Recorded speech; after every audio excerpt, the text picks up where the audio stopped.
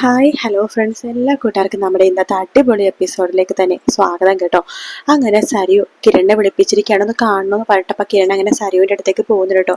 എന്താ സരിയു ചോദിക്കുമ്പോഴേക്കും അല്ല കല്യാണിൻ്റെ അച്ഛൻ്റെ കാര്യങ്ങളൊക്കെ ഞാൻ അറിഞ്ഞിരുന്നു, ഇപ്പം എങ്ങനെയുണ്ട് കല്യാണിൻ്റെ അച്ഛൻ എന്ന് സരിയു ചോദിക്കുമ്പോഴേക്കും കിരൺ പറയുന്നുണ്ട്, കുറച്ച് ക്രിട്ടിക്കലാണ് കാര്യം, എനിക്കറിയാം നീ തിരക്കാണെന്ന്, പക്ഷെ ഒരു കാര്യം നിന്നോട് പറയണമെന്ന് തോന്നി, അതുകൊണ്ട് വിളിപ്പിച്ചതാണ്. നിനക്കറിയാലോ ഞാൻ സിവിൽ എഞ്ചിനീയറൊക്കെ കഴിഞ്ഞതാണ്. നിങ്ങളുടെ കമ്പനിയിലും നീ ഇപ്പോൾ നോക്കുന്ന കമ്പനി ഞാൻ ഒരുപാട് നാൾ വർക്ക് ചെയ്തിട്ടുണ്ടല്ലോ, അത് നിന്റെ പേരിലുള്ള കമ്പനി ആയിരുന്നല്ലോ സാറിയോ? അതെ അതെ, അത് ശരിയാണ്. എനിക്ക് ഇപ്പോൾ ഒരു ആഗ്രഹമുണ്ട്, എനിക്കും എൻ്റെ അമ്മക്കും മോൾക്കും ചെലവിനെ കഴിയാനായിട്ട് ഞാൻ തന്നെ പൈസ ഉണ്ടാക്കണമെന്ന്. അതുകൊണ്ട് എനിക്ക് നീ ഒരു ജോലി സംഘടിപ്പിച്ചു തരണം, പറ്റുമെങ്കിൽ നിന്റെ കമ്പനി തന്നെ ഒരു സംഘടിപ്പിച്ചു തരാണെങ്കിൽ നല്ലതായിരുന്നു എന്ന് സരിയു പറയുമ്പോഴേക്കും കിരൺ പറയുന്നുണ്ട്, സരിയു നിന്റെ സ്വഭാവം മുമ്പ് മോശമായിരുന്നല്ലോ, അതുകൊണ്ട് ഈ ഒരു കാര്യത്തിൽ എനിക്ക് ഒറ്റയ്ക്ക് തീരുമാനം എടുക്കാൻ പറ്റില്ല. കല്യാണിയെടുത്തും അച്ഛനോടും അമ്മയെടുത്തൊക്കെ അഭിപ്രായം ചോദിക്കണം, അവരുടെ അഭിപ്രായം ചോദിച്ചിട്ട് മതി കിരൺ. അഥവാ നിന്റെ കമ്പനിയിൽ എനിക്ക് ജോലി തന്നില്ലെങ്കിലും വേറെ എവിടെയെങ്കിലൊക്കെ നീ വിചാരിച്ച ജോലി ശരിയാക്കി തരാൻ പറ്റില്ലേ? തീർച്ചയായിട്ടും പറ്റും സരിയു, ഞാൻ വിചാരിച്ച നല്ല കമ്പനി നിനക്ക് ജോലി ശരിയാക്കി തരാൻ സാധിക്കും. പക്ഷേ ഞാനിപ്പോൾ ഞങ്ങളുടെ കമ്പനിയിൽ തന്നെ ജോലി ശരിയാക്കാൻ പറ്റുമെന്ന് ഞാനൊന്ന് ശ്രമിക്കട്ടെ എന്ന് പറയാണ്. അല്ല കല്യാണിന്റെ അച്ഛന്റെ കാര്യം നിനക്കറിയാലോ, ശത്രുക്കൾ ഇപ്പോഴും പുറകെ തന്നെ നടക്കുവാണ്. എന്താ കിരണ, നിനക്ക് എന്നെ സംശയമുണ്ടോ എന്ന് സരിയു ചോദിക്കുമ്പോൾ, നിന്നെ സംശയം ഉണ്ടായിട്ട് പറഞ്ഞതല്ല, ഞാൻ പറഞ്ഞതേ ഉള്ളൂ, ഒരിക്കലും ഞാൻ അങ്ങനെ ചെയ്യില്ല കിരൺ. മുമ്പ് ഞാൻ പലതും ചെയ്തിട്ടുണ്ട്, ശരിയാണ്, പക്ഷേ ഇപ്പൊ ഞാൻ ഒരുപാട് മാറി. ഇപ്പൊ ഒരിക്കലും എനിക്ക് അങ്ങനത്തെ ഒരു വിചാരമില്ല. എങ്ങനെയെങ്കിലും എൻ്റെ അമ്മേനെയും കുഞ്ഞിനെയൊക്കെ പൊന്നുപോലെ നോക്കണം, അങ്ങനത്തെ കുറച്ച് വിചാരങ്ങൾ മാത്രമേ എൻ്റെ മനസ്സിലുള്ളൂ എന്ന് പറയാണ്. എന്തായാലും ഒരു ജോലിക്ക് പോണത് തന്നെയാ നീ നല്ലത്.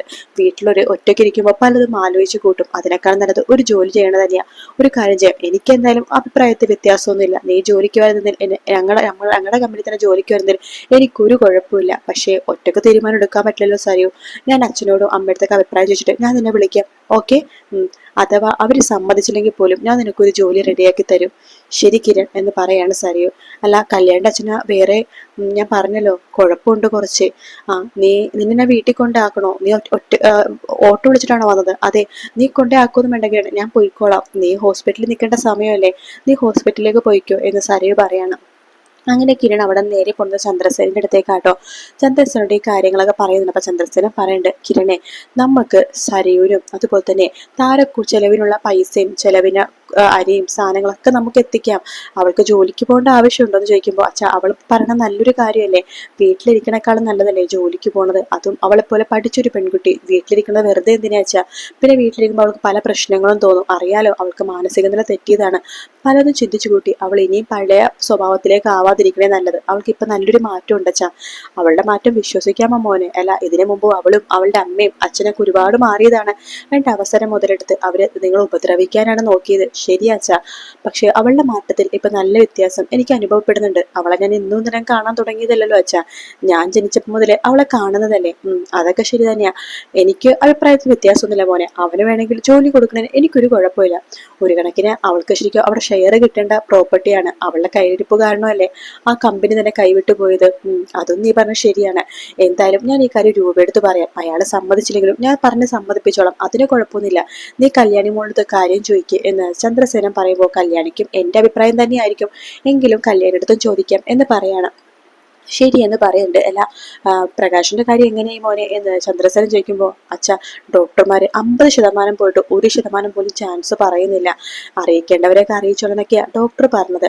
എന്തായാലും ഇപ്പൊ കുറച്ച് ക്രിട്ടിക്കലാണ് അച്ഛാ, ഞാൻ ഹോസ്പിറ്റലിലേക്ക് പോട്ടെ. കല്യാണിയും കാർത്തികൊക്കെ ബ്ലഡ് ഒക്കെ കൊടുത്തിരുന്നു, ഇനിയിപ്പോ ഡോക്ടർ ഒന്നും പറഞ്ഞിട്ടില്ല, ഞാൻ പോയി തന്നെ വരാം, എന്തായാലും ഇപ്പൊ എന്താ നടന്നതെന്ന് അറിയില്ല, ഞാൻ പോയിട്ട് വരാം എന്ന് പറഞ്ഞിട്ട് കിരൺ അവിടെ നിന്ന് പോകുക കേട്ടോ. ചന്ദ്രസേനു തിരിച്ച് വീട്ടിലേക്ക് പോകുന്നുണ്ട്. അതേസമയം നമ്മുടെ കല്യാണിയും കാർത്തികയും അതുപോലെ തന്നെ ലക്ഷ്മിയമ്മയും ദീപയൊക്കെ ഇങ്ങനെ ഡോക്ടറെയും വെയിറ്റ് ചെയ്ത് പുറത്തിങ്ങനെ നിൽക്കുകയാണ്. ഡോക്ടർ ഇതുവരെ വന്നില്ലല്ലോ അമ്മേ എന്ന് കല്യാണി ചോദിക്കുമ്പോൾ, വരും മോളെ നമുക്ക് കാത്തിരിക്കാം എന്ന് പറയുന്നുണ്ട് നമ്മുടെ രണ്ടമ്മമാരും. ആ സമയത്ത് കാർത്തിക പറയുന്നു, നോക്കിക്കേ അച്ഛൻ ഇപ്പോൾ മാറ്റുണ്ടെന്ന് നിങ്ങൾക്ക് വിശ്വാസമായാലോ, ഇനിയെങ്കിലും അച്ഛൻ തിരിച്ചു വരികയാണെങ്കിൽ രണ്ടമ്മമാരും ഒന്ന് സ്നേഹിച്ചേക്കണേ മക്കളെ, ഞങ്ങൾ ഇനി ഒരിക്കലും നിന്റെ അച്ഛനെ വിശ്വസിക്കാതിരിക്കില്ല, നിന്റെ അച്ഛൻ ഞങ്ങൾ ഇനിയുള്ള കാലം നന്നായിട്ട് നോക്കിക്കോളാം എന്ന് ലക്ഷ്മിയമ്മയും ദീപയും പറയുന്നുണ്ട് കേട്ടോ. ആ സമയത്താണ് അവിടേക്ക് കിരൺ വരുന്നത്. കിരൺ വരുമ്പോ തന്നെ കല്യാണി അതുപോലെ തന്നെ ബൈജു ഒക്കെ ചോദിക്കുന്നുണ്ട്, എന്തിനാ സരിയു വിളിപ്പിച്ചെന്ന് ചോദിക്കുമ്പോൾ കിരൺ പറയുന്നുണ്ട്, അവളൊരു റിക്വസ്റ്റ് ചെയ്യാൻ വേണ്ടി വിളിപ്പിച്ചാണ്. റിക്വസ്റ്റോ? എന്ത് റിക്വസ്റ്റാ എന്ന് കല്യാണി ചോദിക്കുമ്പോൾ കിരൺ പറയുന്നുണ്ട്, അവൾക്കിപ്പം മാന്യമായിട്ട് ജോലി ചെയ്ത് വീട് കുടുംബം നോക്കണമെന്നൊരു ആഗ്രഹമുണ്ട്. അപ്പൊ ഒരു ജോലിക്ക് വേണ്ടിയിട്ട് എന്നെ വന്ന് കണ്ടതാണ്, ഒരു ജോലി ശരിയാക്കി തരാൻ വേണ്ടിയിട്ട്. അപ്പൊ ഞങ്ങളുടെ കമ്പനി ജോലി ശരിയാക്കി തരാൻ പറ്റുമെന്ന് അവൾ ചോദിച്ചിരുന്നു. ഒരു സമയത്ത് അവൾ വർക്ക് ചെയ്ത കമ്പനി തന്നെയാണല്ലോ, സത്യം പറഞ്ഞാൽ അവളുടെ കമ്പനി ആയിരുന്നല്ലോ അത്. അവളുടെ കയ്യിൽ പോയിട്ട് നമ്മൾ നേടിയെടുത്ത കമ്പനിയല്ലേ എന്ന് ചോദിക്കുമ്പോൾ എന്താ കല്യാണി ചെയ്യേണ്ടതെന്ന് ചോദിക്കുമ്പോഴേക്കും കല്യാണി പണ്ട് കിരണേട്ടനെ എന്താ തീരുമാനിച്ചത് അത് തന്നെ എന്റെ തീരുമാനം എന്ന് പറയുമ്പോൾ ലക്ഷ്മി അമ്മയും ദീപം പറയണ്ട് അത് വേണ്ട മോനെ, സരിയുടെ സ്വഭാവം നിങ്ങൾക്ക് അറിയാവുന്നല്ലേ. അവള് ചിലപ്പോൾ ഇപ്പൊ മാറിയ പോലെ കാണിക്കുന്നുണ്ടെങ്കിലും അവളുടെ സ്വഭാവം എപ്പോൾ വേണമെങ്കിലും മാറാം, അവളെ അടുപ്പിക്കേണ്ടെന്നേ ഞങ്ങൾ പറയുന്നുള്ളൂ എന്ന് പറയുമ്പോഴേക്കും കിരൺ പറയണ്ട് അമ്മേ പ്രകാശൻ എന്ന് പറഞ്ഞാൽ നിങ്ങളുടെ ഭർത്താവ് ആദ്യം മാറി എന്ന് പറഞ്ഞപ്പോൾ നിങ്ങൾ ആരും വിശ്വസിച്ചില്ല. ഇപ്പൊ അവസാനം എന്റെ ജീവൻ രക്ഷിക്കാൻ അച്ഛൻ തന്നെ വേണ്ടി വന്നു, അപ്പോഴല്ലേ എല്ലാവർക്കും വിശ്വാസമായത്. അതുപോലെ തന്നെ സരിയും മാറി, അതെനിക്ക് നല്ല വിശ്വാസമാണ് എന്ന് പറയുമ്പോൾ കല്യാണി പറയണ്ട കിരണേട്ട അത്ര വിശ്വാസം ഉണ്ടെങ്കിൽ ഒരു കുഴപ്പമില്ല, അവൾക്ക് നാളെ തന്നെ ജോലിക്ക് വരാൻ വേണ്ടി പറഞ്ഞോളൂ എന്ന് പറയണം. അപ്പോൾ കിരൺ പറയണ്ട അതേ കല്യാണി, പറ്റുമെങ്കിൽ നാളെ തന്നെ അവൾ ജോലിക്ക് വേണ്ടി വരാൻ വേണ്ടി പറയാം. പാവം, ഒരു കണക്കിന് അവൾ വീട്ടിലിരിക്കണേക്കാൾ നല്ലത് അവിടെ ഓഫീസിൽ വന്ന് വർക്ക് ചെയ്യണതാണ്, അവളുടെ മനസ്സൊന്ന് ശാന്തമാവും എന്ന് പറയാണ്. ശേഷം കിരൺ രാത്രി ആകുമ്പോഴേക്കും താരയുടെ വീട്ടിലേക്ക് പോവാട്ടോ. ബെല്ലടിക്കുമ്പോൾ താര വാതിൽ തുറക്കുന്നുണ്ട്. ആഹാ വാ എന്ന് പറഞ്ഞ അകത്തേക്ക് വിളിക്കാണ് താര. കിരണിന്റെ കയ്യിൽ 2-3 കവറൊക്കെ ഇങ്ങനെ ഉണ്ട് കേട്ടോ. കിരൺ പറയുന്നുണ്ട് ആ ആന്റി ഞാനൊരു സന്തോഷ വാർത്ത പറയാൻ വേണ്ടി വന്നതാണ്. എന്താ എന്ന് താര ചോദിക്കുമ്പോ ആന്റിയുടെ മോൾക്ക് ജോലി കൊടുക്കാൻ വേണ്ടി തീരുമാനിച്ചു, പറ്റുമെങ്കിൽ നാളെ തന്നെ കമ്പനിയിൽ അവൾക്ക് ജോയിൻ ചെയ്യണം എന്ന് പറയാൻ വേണ്ടിയിട്ടാണ് ഞാൻ വന്നത് എന്ന് പറയണം. അത് കേട്ടുകൊണ്ട് സരിയു അകത്തുനിന്ന് പുറത്തേക്ക് വരുന്നുണ്ട് കേട്ടോ. കിരൺ ചോദിക്കണ്ടേ ഞാൻ പറഞ്ഞതൊക്കെ നീ കേട്ടിരുന്നു എന്ന് സരി പറയാണ്. ഇപ്പൊ മാറി എന്ന് പറഞ്ഞ വിശ്വാസത്തിലാണ് നിനക്ക് ഞാൻ ജോലി തന്നിരിക്കുന്നത്. നാളെ സമയത്ത് നിന്റെ സ്വഭാവം മാറുകയാണെന്നുണ്ടെങ്കിൽ നിന്നെ കമ്പനിയിൽ നിന്ന് പുറത്താക്കുകയും ചെയ്യും എന്ന് കിരൺ പറയുമ്പോൾ സരിയോ പറയണ്ട ഒരിക്കലും അങ്ങനെയൊന്നും ഉണ്ടാവില്ല കിരൺ, ഞാൻ നിന്നോട് പറഞ്ഞല്ലോ എനിക്ക് കുടുംബം നോക്കണമെന്ന് ഒരു ആഗ്രഹമുണ്ട്. ഇപ്പോ ചെലവിന് തരുന്നത് നീയും അതുപോലെ തന്നെ ചന്ദ്രസേന അങ്കിളാണല്ലോ, നിങ്ങളെ ബുദ്ധിമുട്ടിപ്പിക്കാതെ ജീവിക്കണമെന്നുണ്ട്. അതുകൊണ്ടാ ഇപ്പൊ നീ ഈ ജോലി തന്നില്ലെങ്കിലും കുറച്ച് കഷ്ടപ്പെട്ടാണെങ്കിലും ഞാനൊരു ജോലി നേടിയാനെ. ചിലപ്പോ പഠിച്ച ജോലി കിട്ടില്ലായിരിക്കും, എങ്കിലും ഏതെങ്കിലും ജോലി കിട്ടാതിരിക്കില്ലല്ലോ കിരൺ. സാരില്ലടി, നീ നാളെ തന്നെ കമ്പനി തന്നെ ജോയിൻ ചെയ്യണം. നാളെ രാവിലെ തന്നെ നീ അമ്പലത്തിലൊക്കെ പോയിട്ടൊന്ന് പ്രാർത്ഥിച്ച് ഇത് ഞാൻ നിനക്ക് വേണ്ടി മേടിച്ച കുറച്ച് ഡ്രസ്സുകളാണ്, ഇതിൽ എനിക്ക് ഇഷ്ടപ്പെട്ട ഒരു സാരി എടുത്തിട്ട് നീ അമ്പലത്തിൽ പോയിട്ടൊക്കെ പ്രാർത്ഥിച്ചിട്ട് നാളെ രാവിലെ തന്നെ ഐശ്വര്യമായിട്ട് ജോയിൻ ചെയ്തോ എന്ന് പറയാണ്. ശേഷം ആ സാരികളെല്ലാം തന്നെ സരുവിന്റെ കയ്യിലേക്ക് കൊടുക്കാണ് കിരൺ. എങ്കിൽ ഞാൻ ഇറങ്ങട്ടെ എന്ന് പറഞ്ഞിട്ട് കിരൺ അവിടെ നിന്ന് ഇറങ്ങും കേട്ടോ. കിരൺ ഇറങ്ങി കഴിയുമ്പോഴേക്കും സരു പറയുന്നുണ്ട് നല്ലവനവൻ അല്ലേ അമ്മേ? അതെ. ശരിക്കും പറഞ്ഞാൽ എന്റെ കയ്യിൽ പോയിട്ടാ അവൻ എന്നെ സ്നേഹിക്കാതിരുന്നത്. അല്ല ഞാൻ മര്യാദക്കായിരുന്നെങ്കിൽ ഒരിക്കലും അവൻ കല്യാണിയുടെ പുറകെ പോവില്ലായിരുന്നു.